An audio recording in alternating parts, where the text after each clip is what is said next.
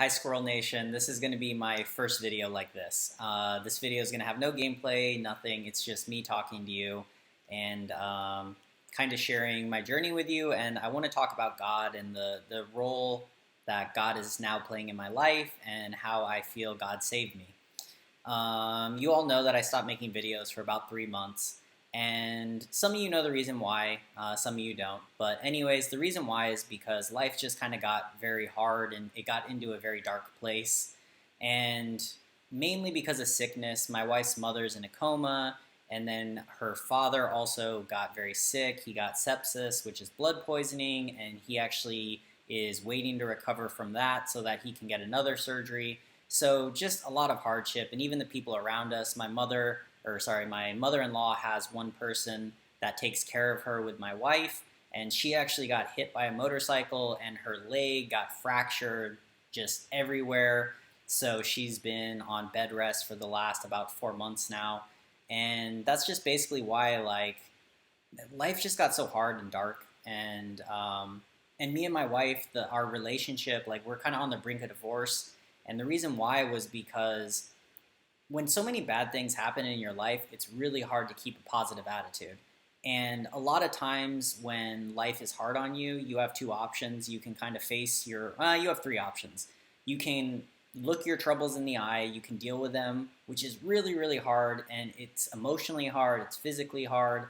Or you can run away, which is what I think a lot of people do, and quite honestly, that's what I was doing. That's what my wife was doing for probably the last maybe year, maybe even 2 years. We've just been running away from our problems, trying to kind of ignore them because life has just been so hard. So the third option is to just act like they're not there.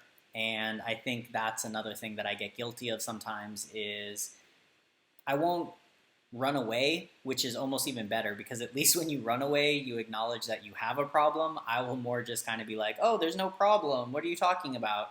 So I think that's even the worst case. But anyways, the result was I just got to such a dark place. Like first time in my life, I wouldn't say suicidal, but like I could understand, like I was getting very close to that point.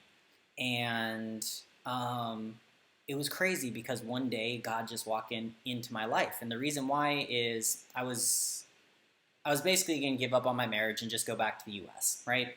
I've been in Korea for about 2 years now, and it's just been so hard here for many, many reasons. But I was finally just going to call it quits, give up. Like I'm just going to move on. I'm going to go back to the U.S. Start my life over. But that day, I literally met this guy, a great friend now, and he talked to me about God. He just brought it up, and he was talking about it, and we talked about marriage and how it's hard, and him and his wife also have issues. And, it's like at that time when I was at the bottom, God provided me somebody to discuss what I was going through, to another person to say, you know what, we all have this problem. You're forgiven for your sins. Another thing with me historically is I feel very sinful. I've lived a very sinful life. Like there's a lot of things that I've done in my life that I'm not proud of in the past. I do always try to have a mindset of always trying to grow and be a better person. I try to be a better person today than I was yesterday. And I've always tried that, which is I do feel blessed and fortunate, and I do thank God for that mentality. But at the same time, I have made a lot of mistakes. When I was younger, I had a lot of anger issues, and I used to get in fights all the time. I even had to go to anger management, and a lot of people don't see those type of things in me now. They're surprised when I tell them this story, and it's because of that continuous growth or continuous improvement, I guess.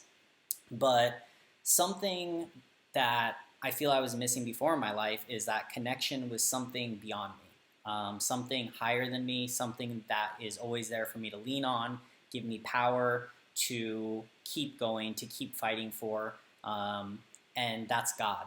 And the reason I think it really matters, and I want to share this, because to be quite honest, if even one of you listening to this is in the type of situation I was in, and you hear these words, and I can act as that guy who walked into my life and saved me and saved my marriage, then this is all worth it. So all my cards on the table for you. But the reason I think God matters in that way is because a lot of times when you look to yourself, things become duty. And me and my wife have very different views on this. I was raised as a man has duties to his family. Duty, my definition, is things that you should do. You don't do them, it doesn't matter what you think, what's in your heart, right? It doesn't matter if I say, it doesn't matter that in my heart I hate you, as long as I act like I love you, right? As long as I provide for you, as long as I give you food, I give you shelter, then whatever's in my heart, how I feel about you in my heart doesn't matter at all. And I think that was a very misguided way, and I think that's something I really desire to change about myself. But that is something that's extremely hard if you don't have like a value system, a framework to follow, right? And for me, I grew up in that. I would consider it a pretty standard Asian household, right? My father's full-blooded Japanese, born and raised. He immigrated to the US, and from a fatherly point of view, those are the type of lessons I got. And nothing against my father, but those type of values don't lead into a life that I would want to have, right? Like my father and my mother have a very bad relationship. They're not in love, they're kind of partners. Like their marriage is more business. It's more like, I have duty to you, here I provide for you, but emotionally, I'll do what I want to do and you take care of yourself.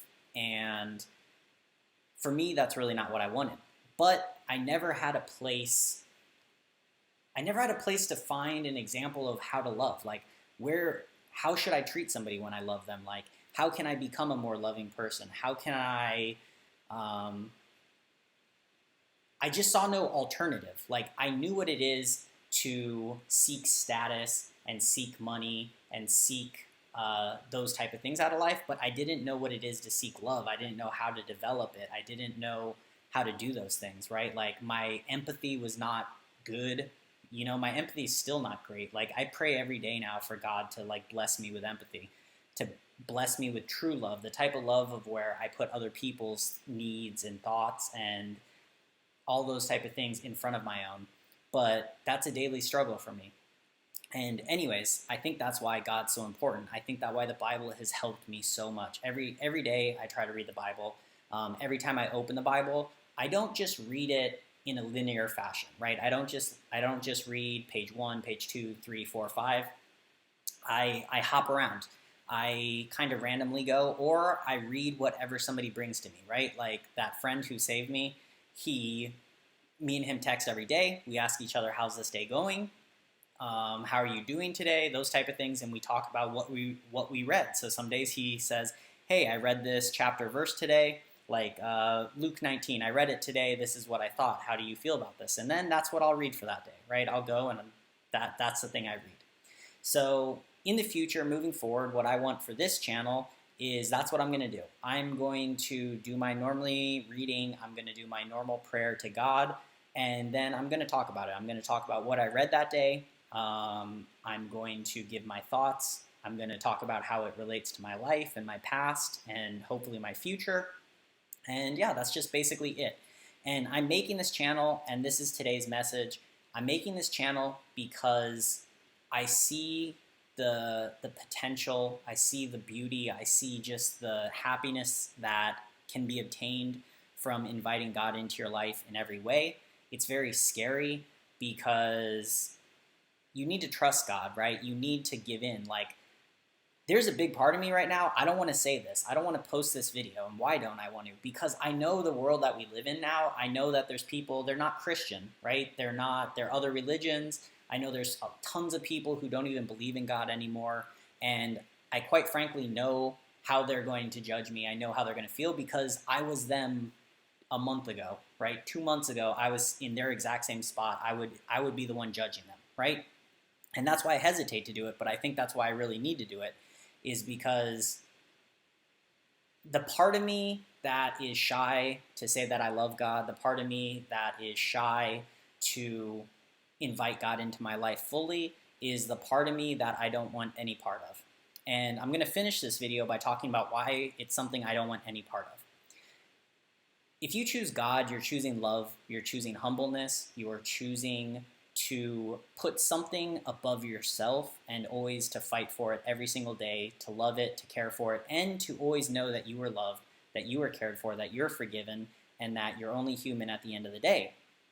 But when you put things like money, success, status ahead of everything, then the life that you're going to end up with is a non-stop competition, a non-stop, am I better than you? Are you better than me? And all that results in is you feeling bad, right? Even if you're a winner, there's some people you lose to and you're just going to feel terrible. You're going to focus on those losing moments and feel horrible in life. Like, I'll give you an example. My family is not super well off. We're not like super poor. I would just say we're middle, maybe like high middle class, but that changed as I was kind of growing up, right? My father's an immigrant. My father didn't go to college, just high school, immigrated to US. So we start off very poor, like welfare poor. And then my father started a business. His business started to grow. And, you know, our family's financial situation kind of grew with my father's business. But my wife's family is very different. My wife's family has money. My wife's family is for sure high class, especially for Koreans. And her friends are the same thing, right? She has friends around the world that she met in school and just here and there. From China, we just hung out with people last night that are from Indonesia. They're from Bali. And, you know, they're in the hospitality industry. Like, they're very well off. They're very at the top of their society. The reason I say this is because, to me, if I'm judging myself based on money and success and those type of things, I'm such a failure, right? And that's how I felt for a long time, because every time me and my wife hang out with her friends, it's like, if I compare myself to these people, they were born with just so much, their education, they speak multiple languages, their business, just everything. It's like, oh my gosh, I'm just like this kid. I grew up on welfare and I saw my dad work really hard and kind of get something. And I had to go to the Army for 6 years just so I could pay so that I could go to college. And I'm comparing myself to this and it just felt miserable, right? And my wife didn't used to compare me to that. But when we came to Korea, and the more she's hanging out with those friends and the more she's interacting with that type of person, right? Koreans are very status driven. The more those expectations are coming and the more I can just see in her eyes, I can see my wife looking at me like I'm just such a loser. And I can't express to you how bad that feels when the person you love, the person that matters most to you in the world, you can just tell that you're a loser in their eyes. And my wife knows, and what has saved us is my wife does know that that's not the person she wants to be either. She doesn't want to have those eyes. She doesn't want to judge me based on the status, the money type things. She wants to have that godly love. But that's why God is so important. You need to have that, because no matter how well you are, or no matter how well off you are in life, or how good you, like where you think you fall on the pyramid, I guarantee that there's always somebody above you, and if you focus on money and status, you're always going to be looking at the people who are better than you and just feel like garbage.